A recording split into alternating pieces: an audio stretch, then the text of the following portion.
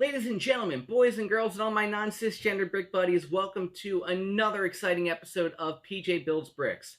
So I am your host, Avery Kisselbottom, and no, wait, that's not it. Um, oh, right, of course. My name is PJ. I'm the host of this vlog. That's why we called it PJ Builds Bricks. Come on, man. Jeez, it's been a long day. But today we are going to be working on episode number 11 of the NASA X LEGO Space Shuttle Discovery set. We've come a long way and we are almost done. We're almost at the finish line, almost completely built as you can see here. And I got a really special thing that I'm trying to cook up for the final episode. I'm really hoping everything comes together and it'll be awesome. Also, check it out. I made a couple upgrades. Spoiler alert, my wallet did take kind of a beating on Amazon Prime Day. But check it out. I got a green screen. I got lights. I got a brand new video editing software that I'm trying out. That's why you see the watermark, because I'm just sort of seeing how it all goes and if it really works out and gives us the best quality video, because obviously I want this to be good for you guys. But this green screen is so cool. I'm still learning how to use it, but it's neat. Watch, I can go with a snap of my fingers to Paris, France, right there. All right, Paris, maybe not your thing. Check this out. I can go to Galaxy's Edge at Walt Disney World. Yep, that is the Millennium Falcon behind me. You're not seeing things. Or if I really wanted to, I could go to the most exciting place on Earth. We can go to Delaware. Delaware. Yeah, hi. I'm in Delaware. Well, like I said, I'm still kind of learning how to use the green screen. But I think for this video, it would be most appropriate for us to go, maybe a little bit outside of the Earth's atmosphere. Maybe 240 miles or so above the Earth to the deck of the International Space Station. Boom. So today we're going to be building bag number 14, which is going to fill in the cockpit right here. You're going to see the nose extended out to, I would say, probably about maybe here or so. You're going to see the cockpit get filled up, a few more seats put in. Now, the only thing we're not building as far as the cockpit goes is the roof of it. That's going to come on a later bag. But I'll have more facts about that soon, but as always, a recap. So, again, to my right, we have almost a fully built Space Shuttle Discovery. We did the payload bay doors last week. We did the Canada arm. And to my left, we have the famous Hubble telescope that we built during the first 3 bags. Now, I am a little bit disheartened to report something about the Hubble telescope. It's in a little bit of trouble right now. Probably about a week or so before filming this video, one of the main computers on the Hubble, the payload computer, unfortunately crashed. The reason this is so bad is not only does the payload computer control and coordinate the scientific instruments on the Hubble, it also controls what they call a stay alive signal. So the stay alive is sent from the payload bay to the main, or the payload computer, I should say, to the main computer that tells all the scientific computers to stay warmed up and processing and keeping going. So right now, the scientific instruments are kind of in safe mode and not really doing anything. Now, NASA did try to restore the signal by using the backup payload computer, but that didn't go so well either, which is kind of good and bad. First of all, that means that the problem very likely isn't with the payload computer itself, it's with something else. The bad thing, of course, is they don't know what it is. So they're doing a bunch of tests, they're working a problem, figuring it out through, and hopefully NASA can get the Hubble telescope back online as soon as possible so we can get back to its amazing research. So Hubble telescope, get well soon there, buddy. We're all pulling for you. Anyway, before we continue, of course, gotta get my drink for the episode here. We got a Dominion root beer made by Old Dominion Brewing Company. So, give this guy a pop open with my Sons of Ben Supporter Shield bottle opener. Cheers. Oh, that's really good. You can really taste the honey in that. Anyway, down to the world famous build surface. All right, here we are once again on the world famous build surface. If you remember from last episode, I tried to use something called the Brickapult to deliver the bag. Obviously, I didn't do that this week because if you remember right, we still got quite a few bugs to work out. I mean, for crying out loud, it freaking threw some hair dye in my hair and dyed my hair purple. I mean, it looks cool, but yeah, it's a bit much. But that's all right. We're going to get there. We will make it. I'll keep working on it, and eventually it's going to be absolutely perfect. But good news for this week, we do have a sponsor for the world-famous Build Surface. And that sponsor is a TV show called The Brick and the Beautiful. So in the next thrilling episode, questions will be answered. Or will they? Romance is percolating at the coffee shop between Larry the barista and his co-worker Bumblebee Girl. But she has a secret that may spoil their beans before their love can even start the grind. Across town, Corncob Guy has been handing out flyers in front of his corncob stand every day to numerous people, including diner waitress.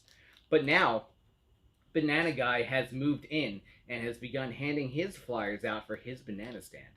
Can Corncob Guy compete with Banana Guy for diner waitress's attention? Who will give her a flyer?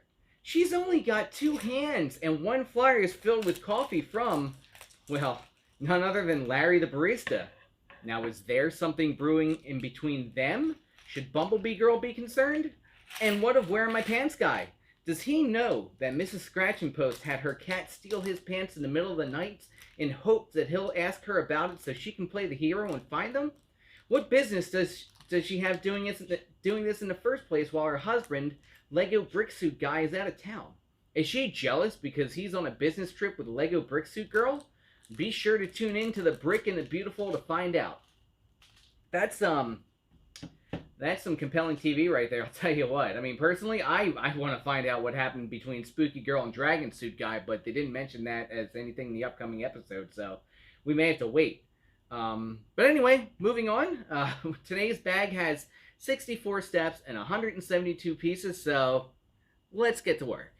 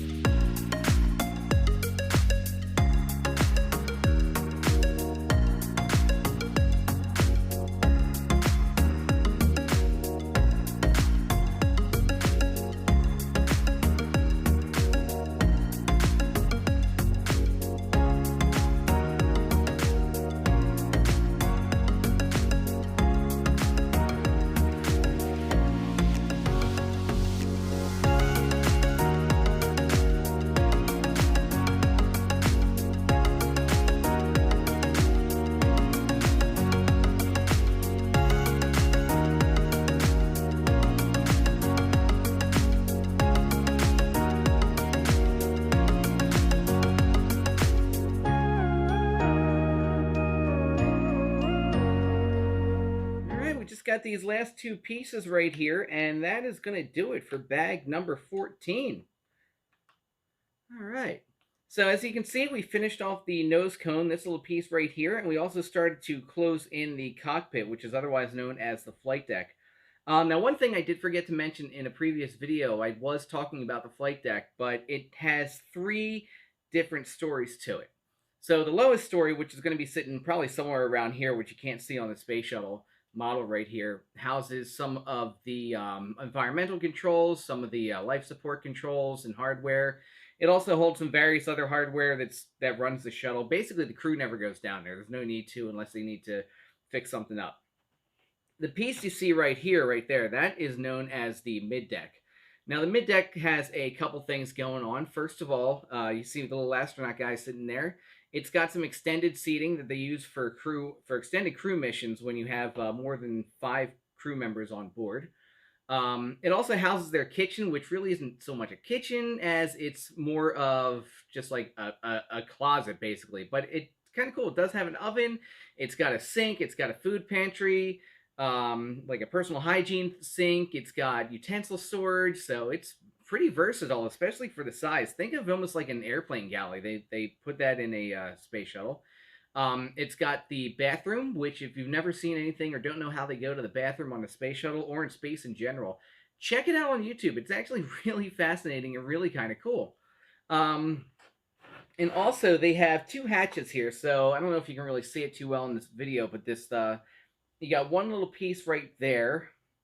Yeah, right here. That right there is the hatch for the payload bay. And then you have the other little circular piece right here next to my finger. That's the side hatch, which they use when the shuttle is on the launching pad to get into the space shuttle. So there we go. That is a little bit about the mid-level flight deck right there. Now the nose cone. The nose cone here, it's got the same material that you see on the wing leading edges here. And that is something that's known as reinforced carbon-carbon, or RCC. And it's a composite material consisted of carbon fibers that resides in a matrix of graphite. And also something really cool for all you Formula One fans, it's the same material that they use for the brakes on the Formula One cars. Now, on the space shuttle, it's meant to take the brunt of the heat and the hottest of the hot, which gets up to somewhere around 2,400 degrees Fahrenheit. When you're racing a Formula One car, you're only looking about 750 to about 1825 Fahrenheit, you know, when you step on the brakes after a long straightaway going 200 some odd miles an hour. But it's that durable that it can take repeated abuse of that heat over and over and over again throughout the course of an entire race or through the re-entry with consistent temperatures of almost 2,500 degrees. So anyway, that's going to do it for today's episode. So again, thank you guys so much for hanging out with me and watching this, basically not just the space shuttle grow, but the channel grow. I mean, we've grown it a little bit. There's going to be some more cool upgrades in the future, I'm really hoping, but I can't do it without you guys, my subscribers and my loyal brick buddies. So make sure you spread the word about the channel, get more people watching, and we can take this to maybe even looking better than it already does right now. I'm still running that music contest where I'm looking for musicians to give me a link to their music that I can use it during the build portion of the video. I think it'd be really cool to get your name out there and feature some different music on my channel. That might be something interesting. So, you know, if you want, drop your link in the comment section below and I'll take a look at it. If it fits the vibe of the channel, we'll put it up there. Or you can message me on Twitter at pjbuildsbricks or hit me up on email at pjbuildsbricks@gmail.com. And as always, don't forget, like, comment, smash the heck out of that subscribe button. And as they say in my hometown city of Philadelphia, ring the bell so you can get notifications of new videos. And that'll do it. I'm forgetting one thing. Oh yeah, of course. How could I forget the most important piece of life advice ever? Remember, don't forget, the only time it is acceptable for you to wear Crocs is when you're picking up your Legos. Thank you guys again and stay healthy.